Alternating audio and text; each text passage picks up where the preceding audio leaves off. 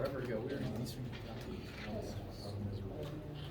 It was so cold. It was like, it was just like Kentucky stocks. I've never been. Hello again, all. Hello. Welcome back. I hope breaks were enjoyable and that the transition back to campus was at least bearable. We want extra credit. Okay. Oh my god, I forgot about that. Yeah, I thought that's just. It's only the 8 or Now, I know you have.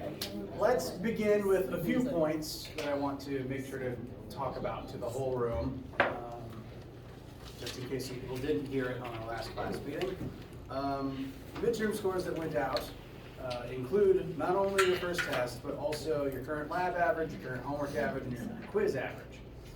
Now, if you want to know the specific number for your midterm score, I will happily inform you of that and tell you all the different things that went into it. As a general tip, do try to stay on top of homeworks and quizzes as you go through the semester. It is easiest to work on them week by week rather than try to catch up on all of them at the very end. But they are good study aids. Doing them will help you be more familiar with the material for pretty much every other assignment.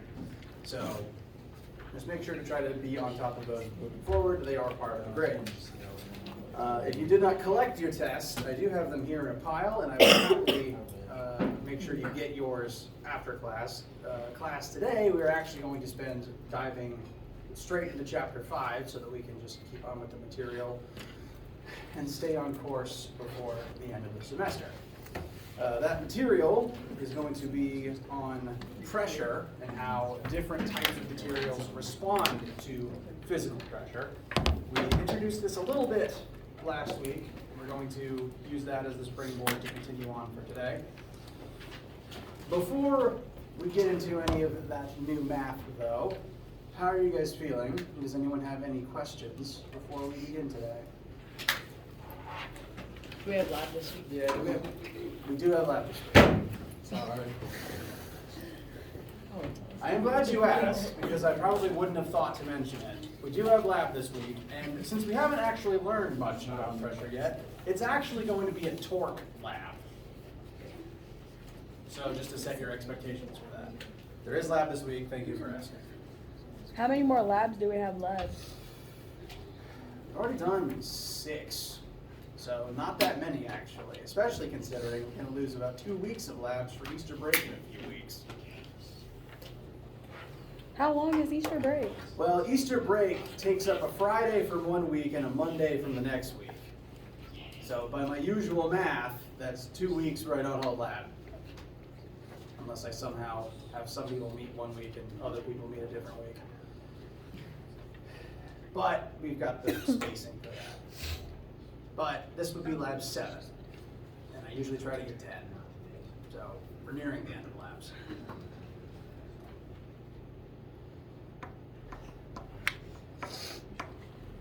Anything else on your minds for right now? I want to apologize for the slam when you said that. You're allowed to have emotions.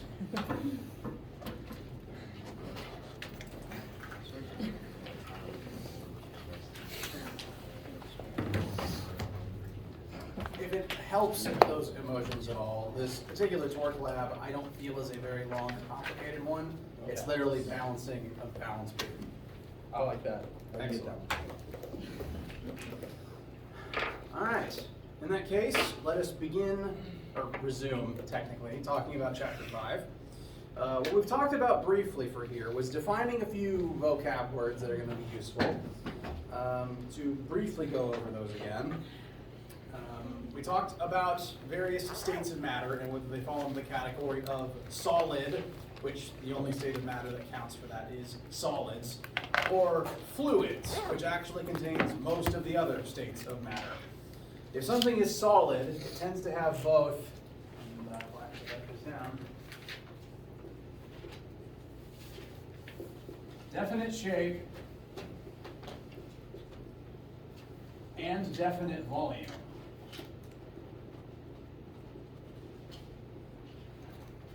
which is to say a chunk of iron likes to stay the same size and shape until you do something drastic to change one of those things, usually involving heat and or a hydraulic press. Fluids, on the other hand, which contains all of liquid, gas, and plasma. So fluid is a category that contains various states of matter. Fluids have no definite shape.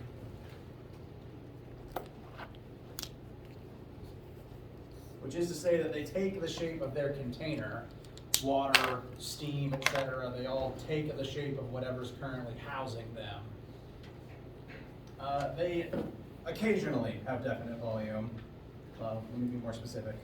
Liquids have definite volume.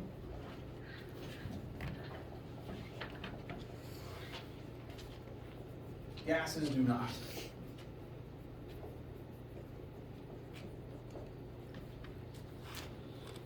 If you were to compress water, it wouldn't really shrink. It would just kind of flow out of your hands.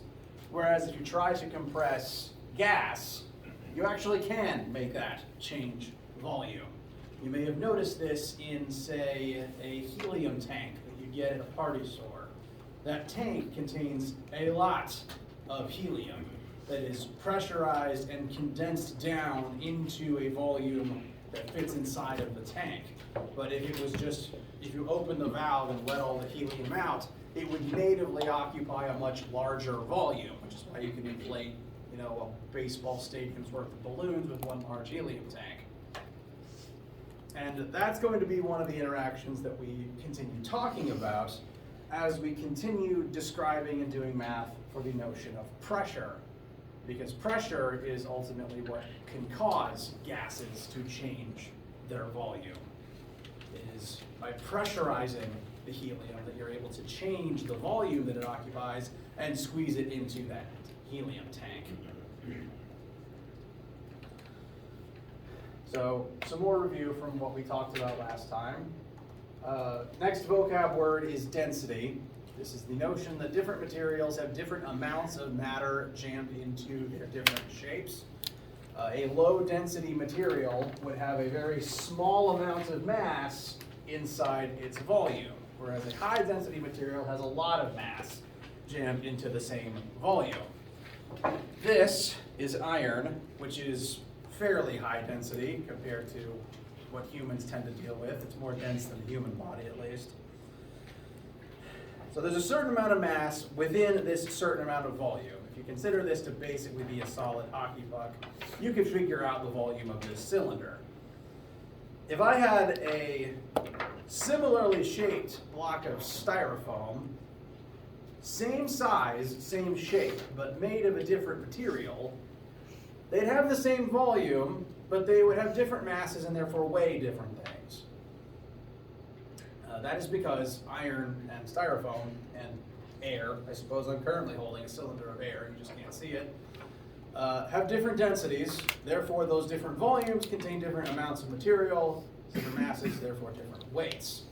If you remember the old meme about what weighs more, a pound of feathers or a pound of iron, that's what they were trying to reference, but they did it incorrect for the sake of the joke.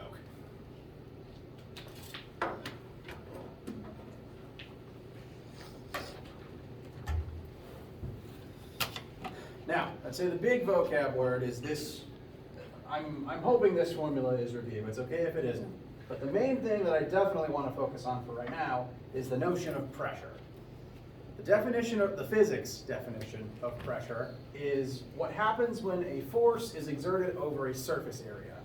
And technically every single force you've ever exerted has been over a surface area, because if you push something with your hand has a flat 2D surface area. And if you use your whole hand versus just one fingertip, you can notice the difference in the pressure that takes.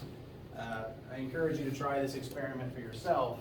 If you just open a door, for example, once using the flat of your hand and then once using just one fingertip, it's the same amount of force that's required, but the fingertip feels like it's under more pressure because it has a smaller surface area than your whole hand.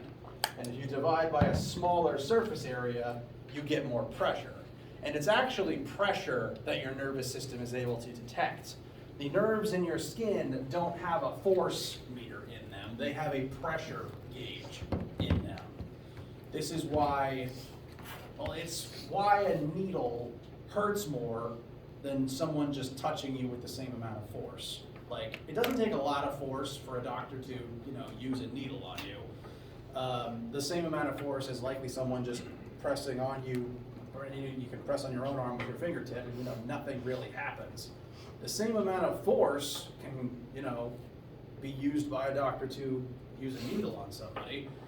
And that arguably hurts more because that force is exerted over a smaller surface area, therefore that needle generates more pressure. And this is why needles and blades exist. They have smaller surface area for the force to be administered over, therefore they generate more pressure. So all cutting, all piercing instruments that humans have ever invented exist to make use of this formula. That's why in order to sharpen a blade, you have to file it down. You have to reduce the surface area of the actual sharp part. And this will be the first of the formulas that we explore during this section. Now pressure is once again a new unit, so I'll make sure everyone has in their notes key information you need to know about it. Oops. Pressure, it is a vector because pressure always pushes either out of a surface or into a surface. Whatever surface area is either making the pressure or is receiving, well, making the force or receiving the force. The direction of the force is the same direction as the pressure. So pressure is technically a vector for that reason, although it's a little bit of a weird vector. And we are going to measure pressure in, why am I writing pressure? Units of pascals. So the unit, this is one of the times when the name of the unit and the name of the variable itself actually kind of sync up. Pressure is going to be capital P on your formula sheet, not to be confused with a few times we use lowercase p or lowercase rho. So uppercase P for pressure, and it's measured in the metric system in pascals, which is abbreviated to PA. I think those are the only times we're ever going to use capital P in this class, so thankfully they sync up, unlike a few units do. And the definition of 1 Pascal is if you exert 1 Newton force over 1 meter squared of surface area.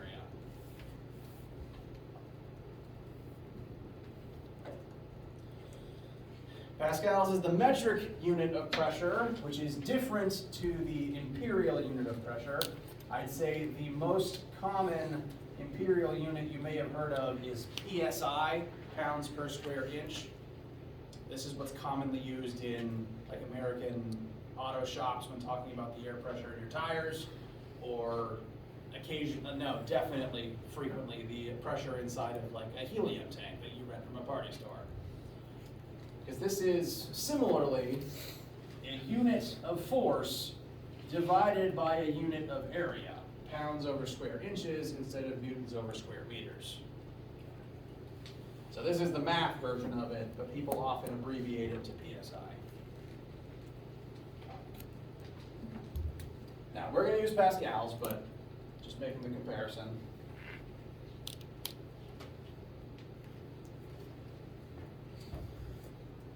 Any questions here at the start?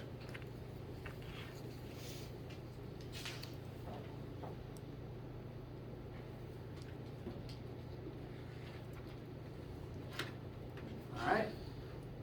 Well, we've got 2 formulas on the board. Let's make sure we get some practice for them in your notes. First off, we have a boulder.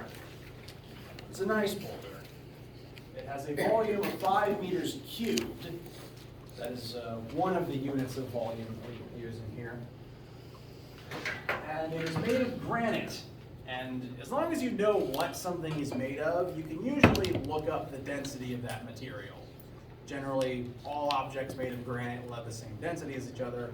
Most alloys of iron have the same density as each other, et cetera, et cetera. Water will always have a consistent density as well. And so, as long as you can tell that this boulder is made of granite, you just can look up and check and know the density of granite is 2,691 kilograms per meter cubed. So with the information given, you don't have a scale, you can't lift the boulder to check, but with the information given, can you tell me the mass of this boulder?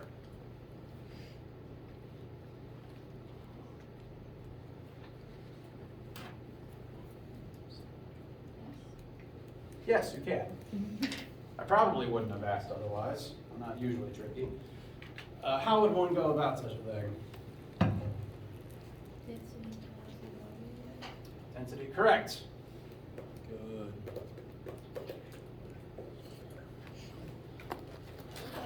All right. In the previous slide, we know density is equal to mass over volume. We've been told the density of this granite. So we'll plug in 2,691. I'm going to write the unit here just to demonstrate. Kilograms per meter cubed. That's going to be equal to the boulder's mass divided by its volume, given here as 5 meters cubed. So the actual density number and unit kind of represents the fact that it is literally a ratio of mass to volume, kilograms per meter cubed, and then here on the right we have mass in kilograms over some number of meters cubed. So if we multiply, we want to make sure our units match because there are more than one unit for volume. Some questions might give you liters. I like to stick to meters cubed when possible though. Check to make sure our units match so that they'll cancel out. They do here. So if we just multiply both sides by 5, meters cubed will cancel out. I should actually demonstrate that. Multiplying meters cubed by something that has meters cubed in the denominator. That'll leave us our mass. And as you probably guessed, a boulder that's about 3 times the size of a human probably has a lot of mass.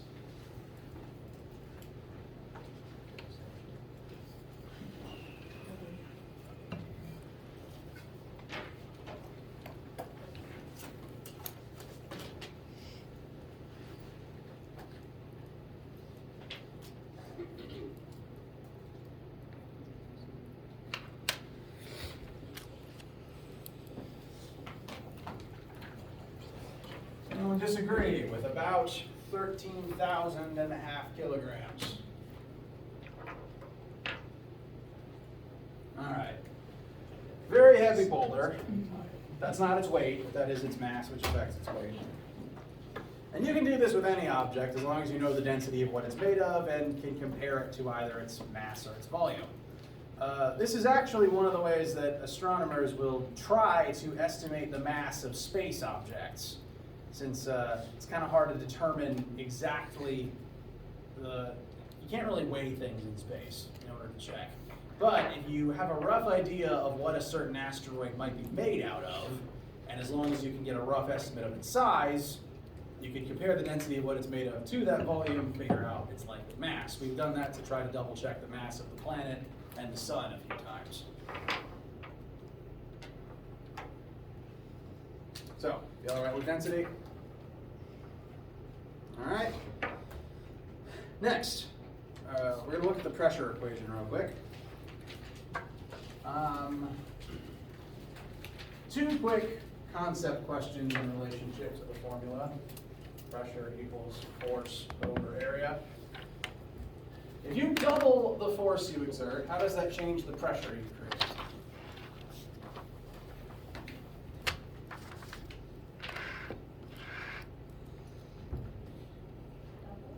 Yes, I promise it's not a trick.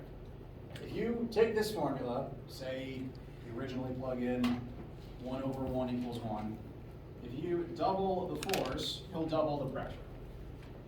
So that's just comparing numerator to numerator, normal linear relationship. Next, if you exert the same force over a smaller surface area, how does that affect the pressure you create? Say you cut that surface area in half.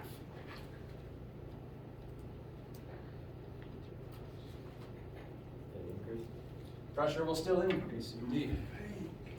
1 divided by 1/2 gives you 2. So there's 2 ways to increase pressure. You either increase the force or you decrease the surface area that the force is exerted over. Once again, this is why humans invented blades. They have smaller surface area than the non-sharpened version of that object.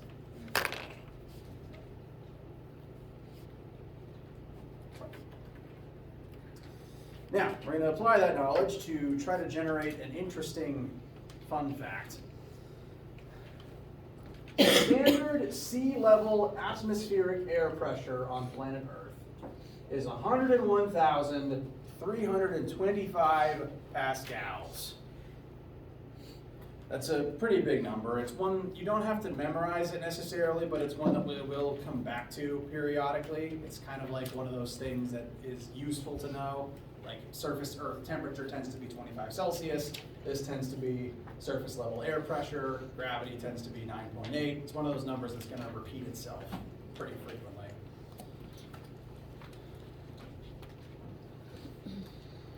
So I'm going to write pressure air 101,325 pascals. Again, pretty big number. There's actually a surprising amount of air pressure that's currently acting on you right now. Your human body is just very used to tuning it out because you've been surrounded by air your whole life.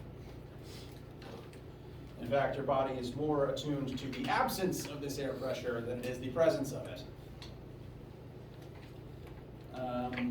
Briefly, I will compare this to another unit of pressure. There's actually lots of units for pressure. There's pascals, there's PSIs.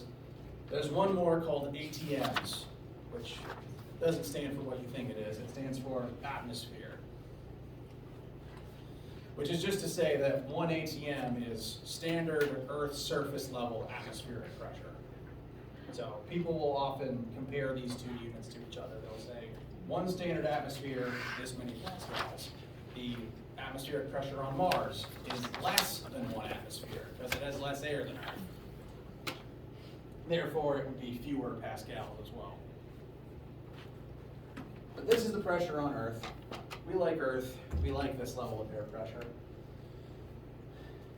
If 1 pascal is 1 Newton of force over 1 meter squared of surface area, how much force does the atmosphere exert on the body of a human who, there's lots of different, like any different human will have a different surface area, and the human body is not a standard geometric shape.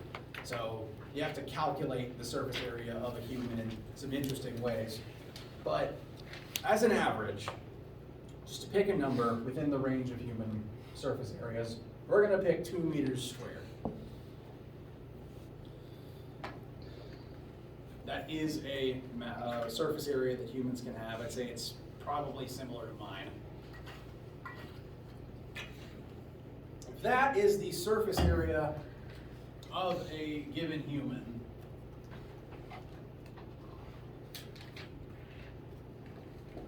How much force does the air exert on that human? Because by the rules of pressure, if you're under this much pressure, the air has to be exerting a force on your surface area. And we can figure out how much. We'll take these numbers, pop them into our formula. 101,325 for pressure. Force is what we're solving for. Area is 2 meters squared. So, we're going to solve for force. I'll multiply both sides by 2. And that should give us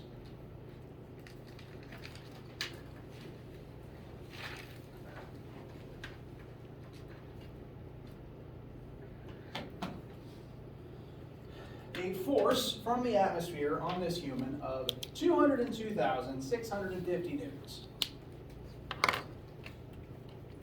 The air is crushing you with that much force approximately right now. I can feel it. You can? I mean, there's definitely an amount of force and pressure from living in human society right now. The question is, do you feel it from the air, though? It's possible. Some people are definitely sensitive to pressure changes. I get headaches when the pressure starts acting weird. In the spring, I'm allergic to pollen. In the winter, I'm allergic to barometric pressure shifts. So at any given time of year, the air is always trying to kill me. But yes, humans can be sensitive to that. Now that said, this is a rather extreme amount of force. And every human has a different surface area, but most humans have somewhere in this ballpark of force acting on them. Maybe doubled, maybe halved, but it's still, in the hundreds of thousands. Have you ever noticed that much weight crushing you? No. And that's because the human body is designed to operate at this level. You're designed to never notice this amount of force crushing you right now, because if you could notice it, you'd probably be driven mad by pain. Eventually you may tune it out. The point is, you don't want to have to go through that. So the nervous system has just adapted to work around it. All life on Earth has. In fact, all life on Earth kind of needs that force in order to survive. It's why you tend to die in space. Because you don't have air to breathe and you don't have that pressure crushing you like it's supposed to. I'm going to compare what happens to if you take an Earth from our atmosphere and put it into space to what happens if you take an anglerfish or a blobfish from the bottom of the ocean and bring it up to the surface. There's several species of fish that live very deep down underwater that look fairly normal down there, if a bit scary. Still fish-shaped. That's what they look like on the bottom of the ocean, where they're being crushed by even more force than that. If you bring them up to the surface,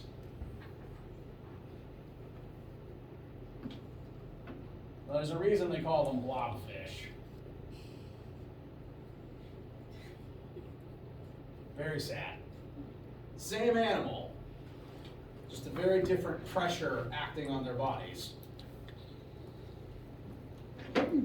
In fact, they will likely die if you keep them up here for very long. Some of them deteriorate immediately. That is because of the pressure difference between the two zones. There's way more pressure underwater because you're being crushed by the entire weight of the ocean, whereas on the surface, you're only being crushed by the weight of the atmosphere.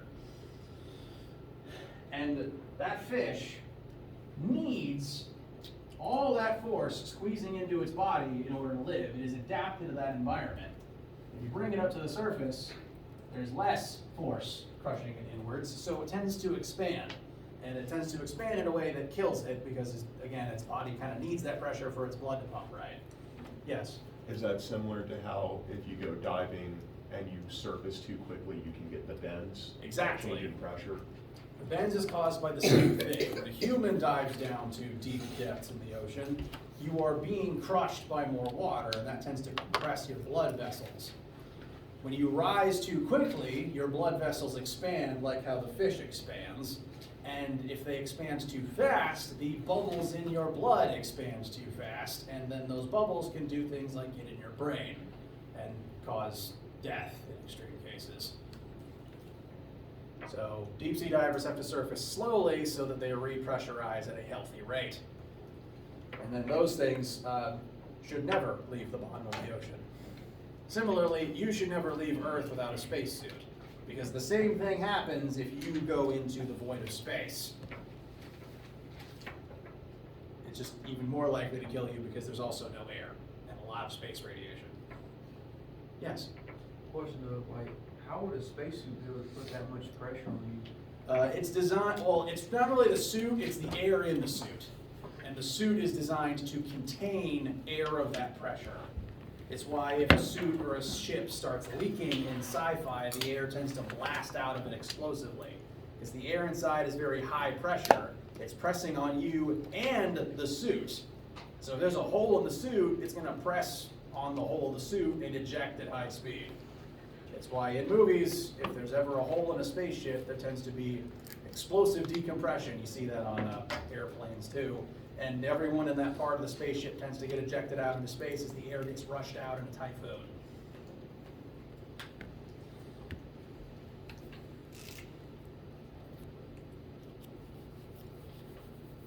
So, to briefly recap, here we have a poor, featureless drawing of a human. Under any normal circumstance, there's tremendous force from our atmosphere pressing perpendicularly into your surface area at all times. You need that force in order to survive, like how the anglerfish and the blobfish need extreme water pressure in order to survive. If you reduce this in any way, first you start getting headaches, then your ears pop. Well, ears pop first, then headaches, then possibly nosebleeds, then suffocation. Now, the box here can be either a spaceship or a very poorly drawn spacesuit. The point of the suit is so that the air inside of the suit is pressurized. It is exerting the same force on the surface area of the vessel also, because air doesn't really care what it's pressing on as long as it's exposed to the surface, it will push on it. And so for the ship to work right, it needs to be pressurized on all sides. That includes pressing into you and outwards on the vessel. Meanwhile, outside the ship, there's just no pressure at all if you're in space. So if there's a hole in the ship, the air is normally pressing outward on the wall of the ship. So if there's a hole, the air is just going to jet out through the hole and often generate gale force winds that might suck you out with it. Yes? This is a little bit off topic, but how many dimensions are there? Do you mean like 3D or like sci-fi parallel dimensions? Like, how many dimensions do you think there are? Well, this realm we live in is three-dimensional, and we are only really aware of this three-dimensional reality. Although, I'd say this 3D plane we live on is home to several different 2D and 1D planes. Like, you could consider a sheet of paper to be its own two-dimensional universe. And the stuff on this plane is only aware of the stuff on this plane. And it would be different to a parallel sheet of, it would be ignorant to the existence of this parallel sheet of paper. Like literally I could hold the two sheets parallel to each other, and you would need to cross the 3D span between them to go between these two realms. So definitively there's at least the third dimension, because we live in that, we observe that. But if there were higher dimensions than that, there could be two parallel 3D planes, like how you can have two parallel 2D planes, and the dimension that connects them would be the fourth dimension, which the human senses literally cannot perceive, if it exists. So the fourth dimension would be like time or something? A lot of people do say that, because time is you can measure time, like any given point of the universe has an X, Y, Z, and you're examining it at a specific when. So some people do say that time could be considered the fourth dimension. But it's not a spatial dimension. It's not a dimension of volume. It's a dimension of when you're measuring something. What I'm trying to describe here would be four-dimensional space, which again, the human eyes cannot perceive. Like, it would be like trying to tell a 2D organism that there's a separate sheet of paper over here that they can't see. Which is also weird to think about, because humans are pretty locked into our 3D experience. Very weird to think about. But hypothetically, like how you can have two 2D planes separated by a 3D span, you could maybe have two 3D planes separated by a 4D span. And the only way to bridge that gap would be to cross through the fourth dimension. But we don't even know what the fourth dimension would look like, or No, how we we do could not. cross it, yeah. Correct. Cause like, isn't it like 1D's like this way and 2D's like this way, and then 3D would be coming out? Yes, 1D is just back and forth. 2D is back and forth in 2 axes. 3D is back and forth in 3 axes at once. 4D, like we literally can't envision a third axis with the way the human brain works. Like our brain is 3-dimensional. We can't perceive any higher than that. Huh. That's very interesting. Thank you. It is very interesting. I could probably talk a long time about the pseudoscience of that and how it possibly ties into religion, but that's not what this class is about. Oh man. I could gladly lecture about it outside of this class though, but that will not be on a test. Okay, so anyway, tremendous force crushing you all the time. This is the weight of the air above you. And technically you're kind of floating in this air, which is another reason why you don't really notice it, because not only it's kind of squeezing you inwards on all sides. So, you know, this part of my surface area, the air pushes inward, which from where you're sitting would look to the left. This part of my surface area, the air still presses inward, but it's a different side of me, so it points to the right. So they cancel out. I am still being crushed, but I'm not being thrown around. Similarly, there's a lot of air crushing down vertically on the top of my head, but likewise, any part of my body where the air would be pressing up from under me, which would include my arms and the undersides of my feet, the air would actually press up, kind of counteracting the force down on the top of my head. This is how buoyancy works. This is how floating works, which is one of the few things we're going to talk about this week. So, 2 reasons you don't notice this force crushing you right now, which is like 100 times more than I weigh. Your body's designed for it, you need it to live, and you're floating in the air. Not enough to fly, but enough for it to kind of cancel out.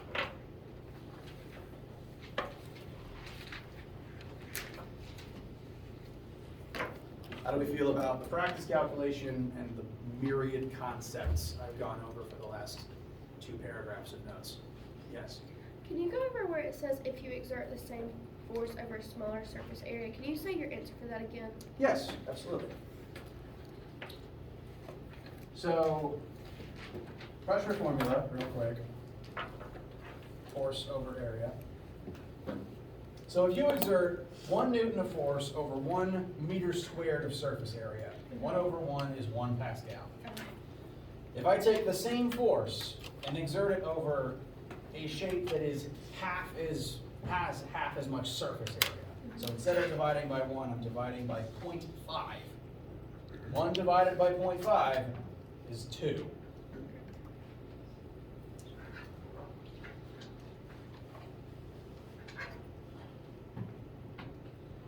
So, in general, the same force over smaller surface areas generates more pressure. This is why bladed and sharpened things tend to be more effective at administering force than blunt objects. Punches hurt, but not as much as, you know, a needle in the doctor's office. Well, no, that's relative. If someone hit you with the same force with the needle as they would have if they punched you, I guess it would hurt more. Yes, that's technically how a bullet works.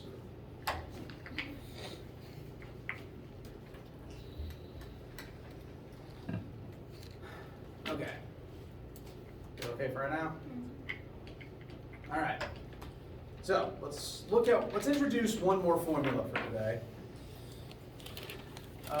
This force from the air on your body happens because there is an entire atmosphere's worth of air over your head right now. And you don't tend to think about this, but air has weight because air has mass. It's made of atoms, it's made of subatomic particles. Since it has matter, since it has mass, Earth's gravity does technically affect it. So that air is being pulled down towards Earth's surface, and therefore this force that it exerts on humans is the weight of the air being pulled down by Earth's gravity. The fact that air has weight is essential to the reason that Earth even has an atmosphere. It's one of the reasons Earth has an atmosphere in the first place. if air didn't weigh anything, there'd be nothing keeping it on Earth. Kind of like how your weight keeps you glued to Earth's surface, even though Earth is literally spinning under you and rocketing through space. Earth's gravity is one of the things that keeps you glued to its surface. Likewise, Earth's gravity keeps Earth's air attached to the Earth.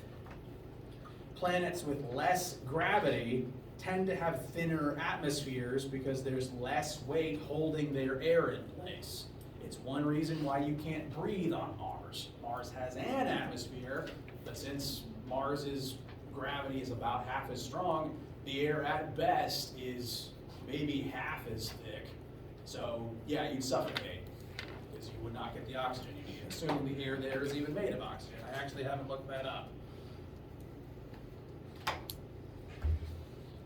So, this force is generated by the tower column of air that is above you. There is miles of air above your head. All of it has weight. All of that weight is pressing down on you. So we are, in this very moment, submerged in a fluid. Think of yourself as sitting at the bottom of an air tank that stretches all the way up to the end of the atmosphere. You are at the bottom of a fish tank right now.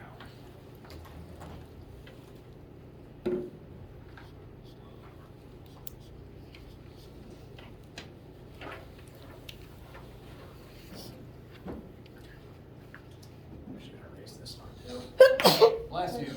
Thanks.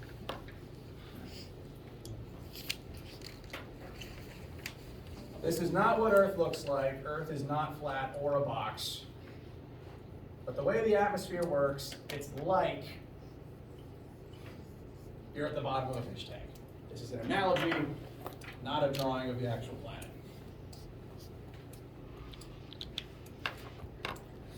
So you are at this moment submerged in a fluid. That fluid is exerting pressure inward on the entire surface area of your body based on the weight of the fluid above you. I am now going to start talking about underwater because that's the picture I drew.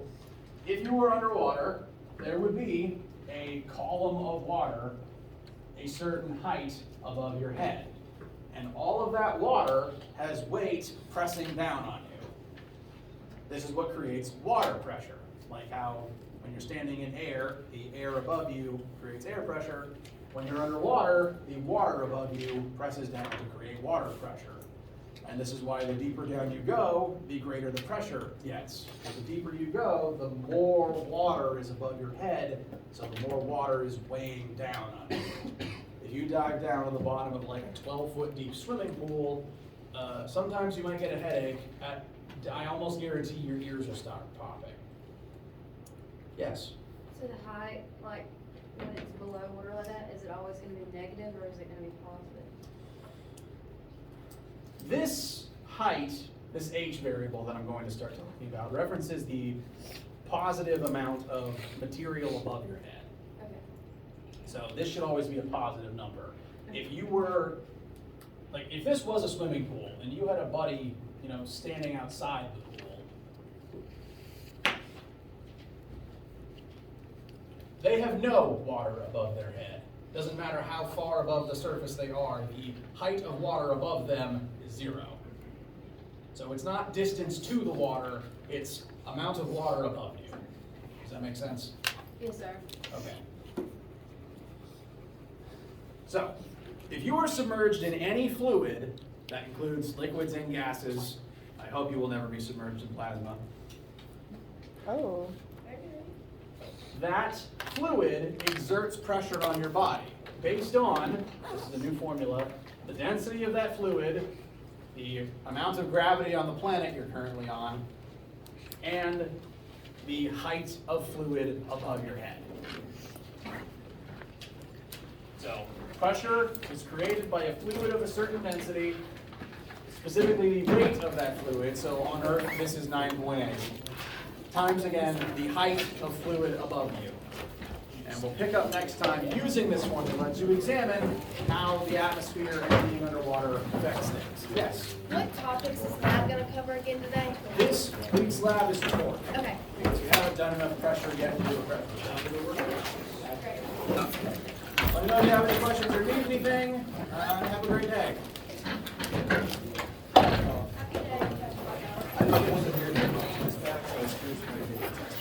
absolutely can. Let me get my camera first. It sounds good. Yes, absolutely.